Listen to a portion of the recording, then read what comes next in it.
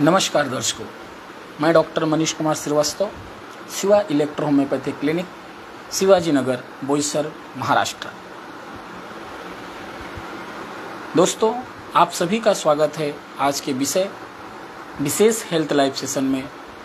आज हम एक ऐसे विषय पर चर्चा करने वाले हैं जो हर परिवार, हर आयु वर्ग को कभी न कभी प्रभावित करता है, और वो है त्वचा संबंधी रोग, स्किन डिसीज।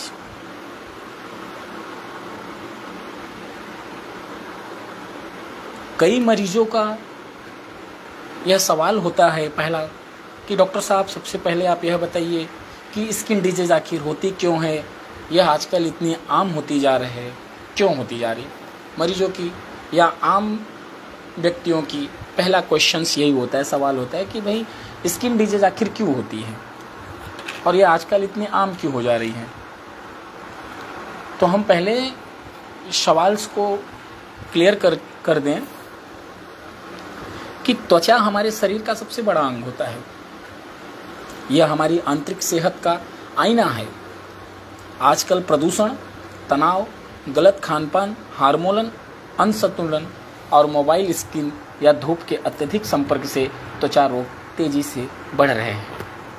कुछ मुख्य कारण भी हैं: शरीर की इम्यूनिटी कम होना, ब्लड इम्प्यूरिटी, रक्त में अशुद्धियां हो जाती हैं, खान पान में गड़बड़ी जैसे कि जंक फूड, तला भुना, शुगर अधिक,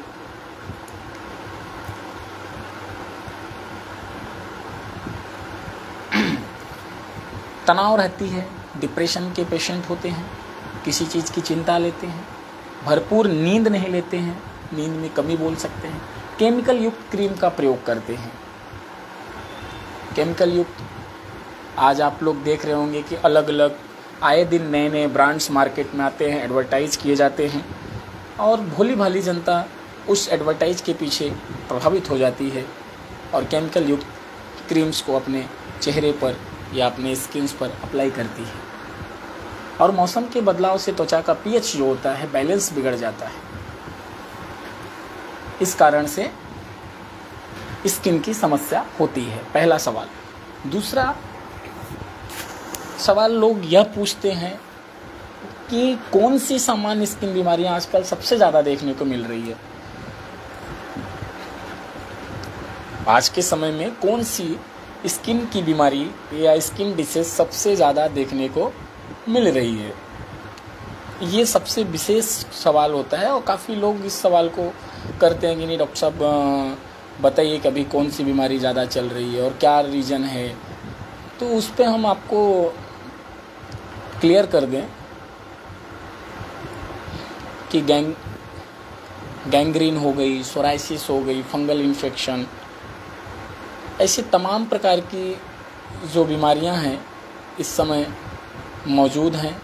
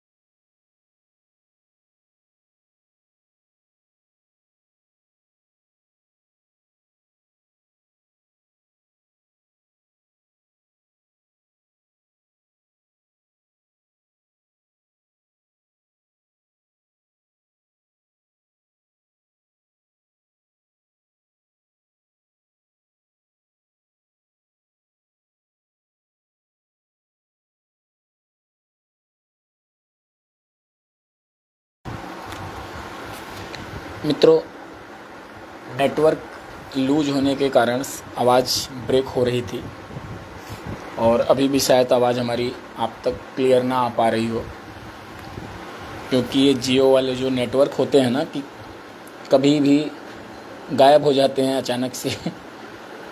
तो हम चर्चा कर रहे थे कि आज के समय सबसे ज़्यादा स्किन की कौन सी बीमारियां देखी जाती है। तो हम बात कर लें, आज अगर सबसे ज़्यादा और गंभीर बीमारी बनी है तो सोराइसिस की समस्या है।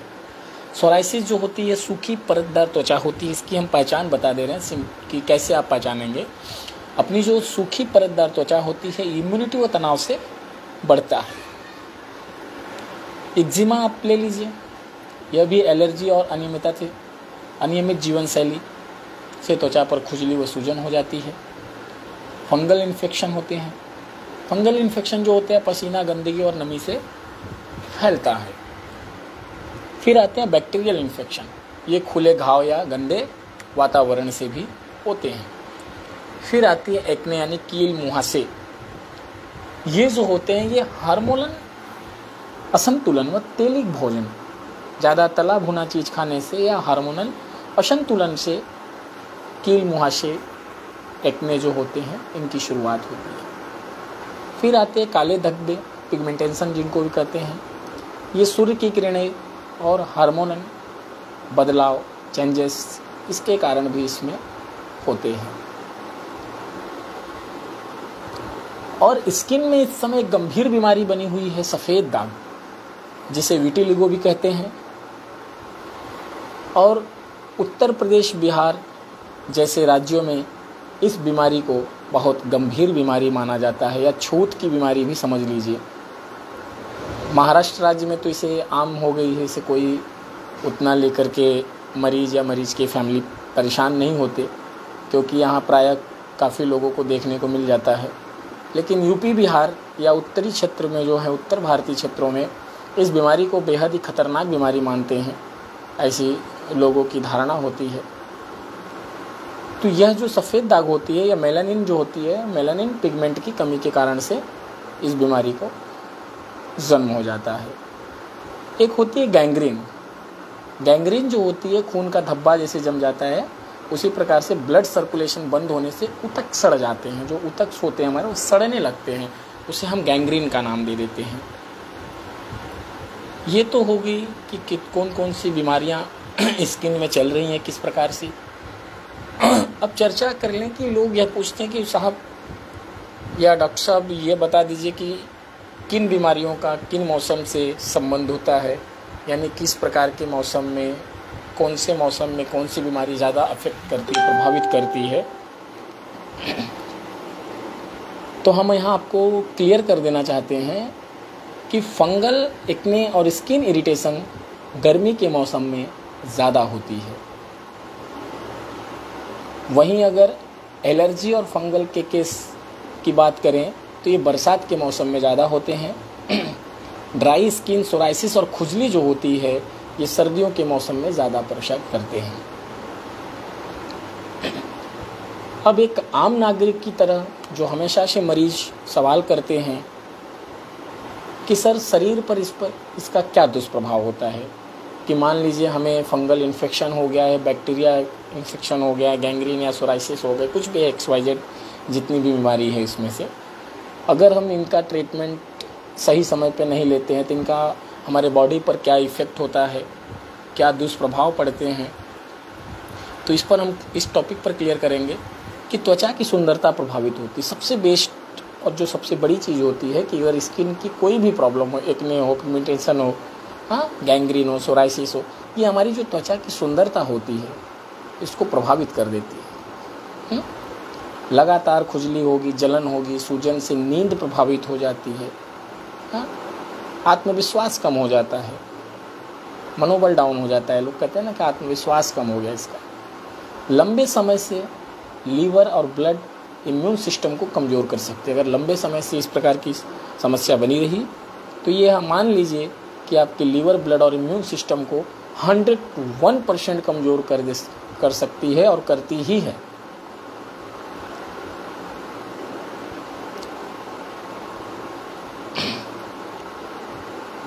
इसके साथ साथ नेक्स्ट कड़ी में लोग सवाल यह भी पूछते हैं कि डॉक्टर साहब खान पान और लाइफ स्टाइल का क्या महत्व है, किस तरह का आहार होना चाहिए, किन चीज़ों से बचना चाहिए। अगर स्किन की समस्या से आप परेशान हैं तो किस प्रकार का लाइफ स्टाइल जो होना चाहिए, खान पान का आहार कैसा होना चाहिए। तो यहाँ पर हम आपको एकदम क्लियर कर दें कि हरी सब्जियाँ, मौसमी फल, एलोवेरा, तुलसी, गिलोय, नींबू, हल्दी पानी प्रचुर मात्रा में शामिल करें अपने दैनिक दिनचर्या में। और बचना चाहिए जंक फूड से, कोल्ड ड्रिंक से, तला भुना, अधिक खट्टा से, मीठे से भी नशीली वस्तुएं से। नियमित योग करना चाहिए, ध्यान करनी चाहिए और वाक से तनाव को कम करना चाहिए। अब अधिकांश मरीज जो होते हैं या अधिकांश लोगों के मन में सवाल आती है कि सर महिला और पुरुष में कौन सी बीमारियां ज़्यादा पाई जाती है, या जो स्किन की समस्या होती है महिलाओं में ज़्यादा पाई जाती है, पुरुषों में पाई जाती है, और पाई जाती है तो कौन किस में ज़्यादा पाई जाती है। तो यहाँ पर हम इस टॉपिक को एक छोटी सी लाइन में क्लियर कर दें कि महिलाओं में हार्मोनल बदलाव के कारण, यानी हार्मोनल चेंजेस के कारण एक्जिमा, पिगमेंटेशन, मुहासे और सफ़ेद दाग की समस्या हो जाती है, अधिक होती है, इनके संभावनाएं ज़्यादा होती है। वहीं पुरुषों की अगर बात कर लें, मेल की बात कर लें, तो मेल में जो होता है धूप, धूल और प्रदूषण से फंगल और बैक्टीरियल इन्फेक्शन होने के चांसेस ज़्यादा होते हैं। अब कुछ मरीज यह सवाल करते हैं कि सर कौन सी बीमारी या किस प्रकार की जो स्किन की, जैसे हमने बताया कि सोराइसिस है, गैंग्रीन है, एक्जिमा है, फंगल इन्फेक्शन है, बैक्टीरियल इन्फेक्शन है, पिगमेंटेशन है, विटिलिगो है, तो इन सभी बीमारियों में कौन सी बीमारी लंबे समय तक परेशान करती है, ये प्रायः लोगों का सवाल होता है। तो यहाँ पर हम आपको एकदम पिक्चर क्लियर कर दें कि सोराइसिस और सफ़ेद दाग, सोराइसिस और विटिलिगो, सफ़ेद दाग अधिक लंबे समय तक रहने वाली बीमारियां हैं, लेकिन सही इलाज, खान पान और इलेक्ट्रोहोम्योपैथी से इन्हें पूरी तरह नियंत्रित किया जा सकता है। मतलब आप सभी को मन में एक डर जो बनी रहती है कि भाई सोराइसिस का इलाज नहीं है, लंबे समय से हमको इलाज करना है, महंगी दवाइयाँ करनी है, काफ़ी इंजेक्शन्स लगवाने हैं, तो हम आपको यहाँ क्लियर कर दें कि सोराइसिस और सफ़ेद दाग काफ़ी लंबे समय तक तो बने रहते हैं, लेकिन इलेक्ट्रोहोम्योपैथी में 100% इसके उपचार से हैं और सुरक्षित उपचार हैं, बिना किसी साइड इफ़ेक्ट के, बिना किसी इंजेक्शन्स के और बिना महंगी दवाओं के। लेकिन आज हम आपको इलेक्ट्रोहोम्योपैथी रेमेडी नहीं बताएंगे। आज के टॉपिक में हम आपको यहाँ क्लियर करेंगे घरेलू उपचार। शुरुआती अवस्था में अगर आपकी यह शुरुआती फर्स्ट स्टेप जो है, अगर आपको इन समस्याओं को फेस कर रहे हैं या लक्षण महसूस कर रहे हैं, तो आप घरेलू उपचार पहले कीजिए प्राथमिक स्टेज, फर्स्ट स्टेज में।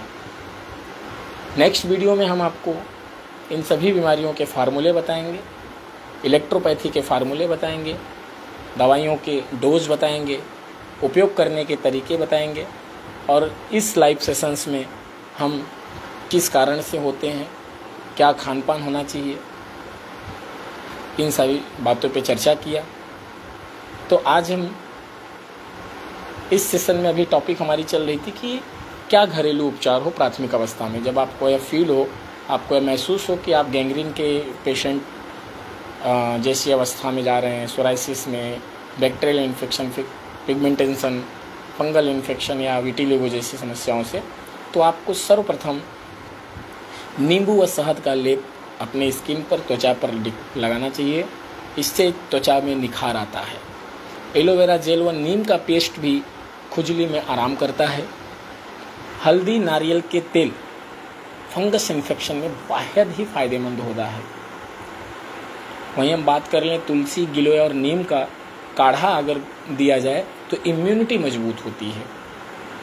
आप इन मेडिसिन्स को प्राथमिक उपचार के तौर पर घरेलू उपचार कर सकते हैं कि तुलसी हर घर में होती है, गिलोय हो सकता है कि किसी के घर पे ना हो, लेकिन गिलोय भी बड़ी आसानी से मिल जाती है, और नीम का पत्ती लीजिए, उसकी काढ़ा बनाइए, इससे इम्यूनिटी पावर बढ़ती है, शरीर में शक्ति बढ़ती है।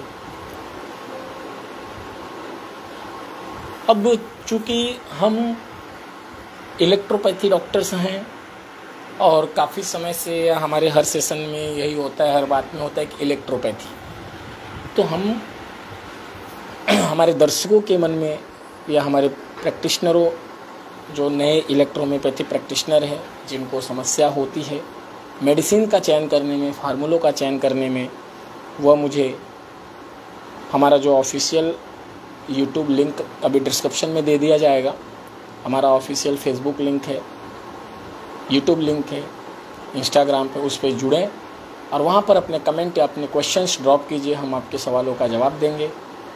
और इस लाइव सेशंस में यह क्लियर कर दें कि इलेक्ट्रोहोम्योपैथी या इसमें कैसे काम करती है। तो इलेक्ट्रोहोम्योपैथी शरीर की बायो एनर्जी को संतुलित कर रोग की जड़ पर काम करती है। यह रक्त को शुद्ध करती है, इम्यूनिटी को मजबूत करती है और त्वचा की कोशिकाओं का पुनर्जीवन करती है। सबसे बड़ी बात, कोई साइड इफेक्ट नहीं। लोगों के मन में एक सवाल और आता है कि क्या संदेश देंगे इलेक्ट्रोपैथी से संबंधित। तो हम यहाँ आपको बताना चाहेंगे कि त्वचा की देखभाल सिर्फ सुंदरता के लिए नहीं, स्वास्थ्य के लिए करें। इलेक्ट्रोहोम्योपैथी प्राकृतिक ऊर्जा से प्राकृतिक उपचार। आप सब अपने स्वास्थ्य को लेकर सजग रहें। किसी भी स्किन समस्या में घबराने की बजाय सलाह लें। धन्यवाद।